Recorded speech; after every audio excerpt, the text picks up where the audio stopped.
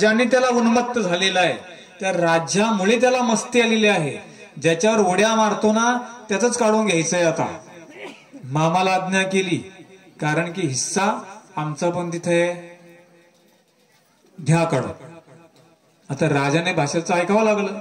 राजा मागचा पुढचा विचार न करता हो का म्हणोनी काशी राजे सर्व दळेसी चाली केली. आर्लक चुकीच्या मार्गाला जाऊ नये म्हणून आर्लकाने स्वारी केली, सैन्य घेऊन गेले, सगळ्या राज्याला वेढा दिला. आर्लक सुद्धा युद्धाला निघाला, पण काशी राजाने आर्लकाचा पराभव केला. कशामुळे पराभव झाला आर्लकाचा? दत्तात्रय प्रभूंच्या आज्ञेचे उल्लंघन त्यांनी केलं. एवढंच नव्हे तर आईच्याही आज्ञेचं उल्लंघन कुणी केलं? आर्लकाने केलं. आईने काय सांगितलं होतं? बेटा राज्य कर, पण दत्तात्रय प्रभूंची आठवणही कर. सांगितलं होतं ना? तसंच झालं. आपलं पण तसंच होतं.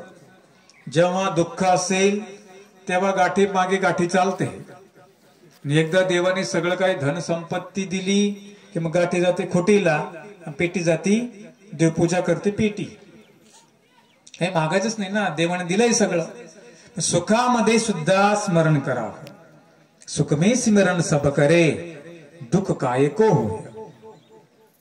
पण तुम्ही स्मरण कधी करसाल? मग कधी करता सांगा?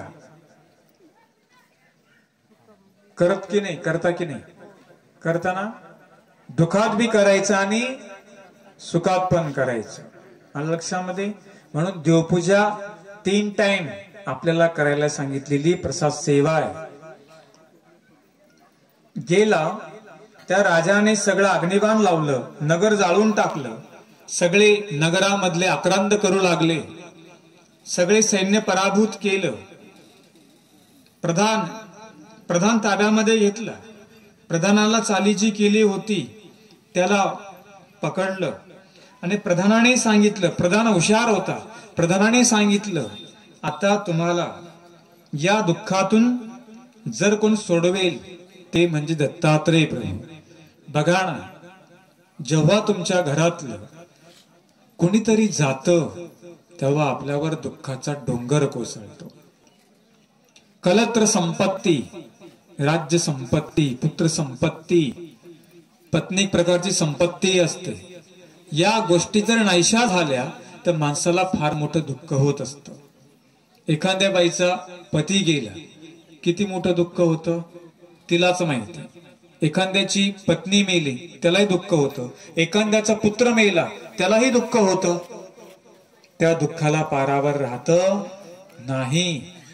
आगी धवधवी लागली, ज्याप्रमाणे विस्तू लागल्यानंतर स्वस्थतेने बसू देत नाही, त्याचप्रमाणे माणसाला असं काही दुःख होतं, दुःखाचा डोंगर कोसळतो, त्याला मन शांत नाही होत. सुखया जोगनायक, सुंकी म्हणजे कर गोळा करणारा. हे आंध्रामध्ये गेले, करंजखेडचं चरित्र आहे. त्यांचं जे धन होतं चोरांनी लुबाडलं आणि मग ते देवाकडे आले. देवा पुढे दुःख करू लागले. स्वामीच म्हणतात पुत्र संपत्ती, धन संपत्ती, ह्या ज्या संपत्ती आहे या संपत्ती नाहीशा झाल्यानंतर माणसाला दुःख होतं. याही ठिकाणी आर्लकाला दुःख झालं की आपलं सगळं हरण करून घेतलं. त्याला 3 ताप निर्माण झाले, अधिदैविक, अधिभौतिक आणि अध्यात्म. त्याचं अंतःकरण दुखायला लागलं, मन बेचैन झालं, उदासीनता निर्माण झाली. कशामुळे? सगळं राज्य हिरतावून घेतलेलं होतं. जर तुमच्या घरातलं चोराने नेलं, तुम्हाला जेवण जातं का? महिनाभर जातं का? का जात नाही? तुम्ही त्या गोष्टी कष्टाने कमवलेल्या असतात. पण एक लक्षात ठेवा, जे प्रामाणिक आहे ते सुख देतं, म्हणजे चोरीचं आहे त्याला चोरच घेऊन जातो. लक्षामध्ये? या ठिकाणी राजाला दुःख होऊ लागलं. कशामुळे? अवघे सैन्य गेले, दुर्ग जळिला आणि आता तो स्वतः रिकामा राहिला. जे प्रधान होते ते प्रधान गेले, प्रजा गेली, सेवक गेले, नौकर गेले, चाकर गेले. आता एकटाच दुःखामध्ये पडला.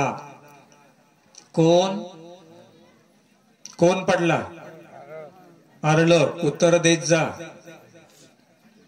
प्रधाने सांगितले, मनोनी अर्लके प्रधानाते पुत्र प्रधानाते पुसले मातांत काळी ऐसे म्हणितले मनोने पत्र पाहिले प्रधाने वाखानिले. राजाने सांगितलं, आता मी सगळीकडून दुःखी झालो, माझं मन कुठं लागत नाहीये, मी बेचैन झालेलो आहे. आता कुठं जायचं? आई तर नाही, बाबा तर नाही. आणि मग त्याला आपल्या आईची आठवण झाली. काय आठवण झाली? आईने मला मरते समयी काहीतरी वाक्य दिलं होतं, एक चिठ्ठी दिली होती, ती दंडाला आहे, पण ती संस्कृत होतं, कळतं कुठं. आणि मग एका झोपडीमध्ये गेले, त्या झोपडीमध्ये 4 जण बसले होते, याला माहित नाही ते माझे भाऊ होते. त्याने विचारलं, तुम्ही झोपडीमध्ये आहात, तुमच्याकडे काहीच नाही, तरी तुम्ही एवढे सुखी कसे, तुम्ही एवढे प्रसन्न कसे? त्यांनी सांगितलं, राजन, आम्ही सगळं सोडलेलं पहिलं, आम्ही फक्त भगवंताचं ध्यान करतो. हे बघ, हे भिक्षा मागतो आणि त्याचं ध्यान करतो, या झोपडीमध्ये आनंद आहे. राजाने विचार केला, मला राज्यामध्ये आनंद मला नव्हता, पण यांना झोपडीमध्ये आनंद कसा आहे? काहीतरी गूढ असलं पाहिजे. त्याने सांगितलं, महाराज, मला पण आनंद पाहिजे. बघा ना, मी एवढे संपत्ती होती पण मी सुखी नाही, गेली माझं सगळं. त्यांनी सांगितलं, जाऊ दे, तर एक काम कर, फक्त तू स्मरण कर. त्याने सांगितलं, माझ्या आईने चिठ्ठी दिली ती दंडावर, काय सांगा. त्यांनी सांगितलं, तू संपत्तीचा त्याग कर, जर तुला विपत्ती आली, आईने सांगितलं दत्तात्रय प्रभूंचं स्मरण कर, आणि मग त्याला ती गोष्ट आठवली, ही गोष्ट बरोबर आहे, स्मरण केलं पाहिजे, आणि त्या ठिकाणी राहिला. आणि मग ते म्हणतात, आम्हीच तुझे भाऊ, तू उन्मत्त झाला होता, आम्हीच मामाला आज्ञा केली की राज्य सोड, घे इसकून सगळं. आणि मग तो म्हणतो, मला उपाय सांगा. ते सांगतात की त्याला ब्रह्मविद्येचा उपदेश करतात, काशीराजाला उपदेश करतात. काशीराज म्हणतो, तुम्ही मला ब्रह्मविद्येचा उपदेश केला. अर्लक म्हणतो, आता मला राज्य नको, आता मी दत्तात्रय प्रभूंकडे जातो. बघा केवढा मोठा त्याग आहे.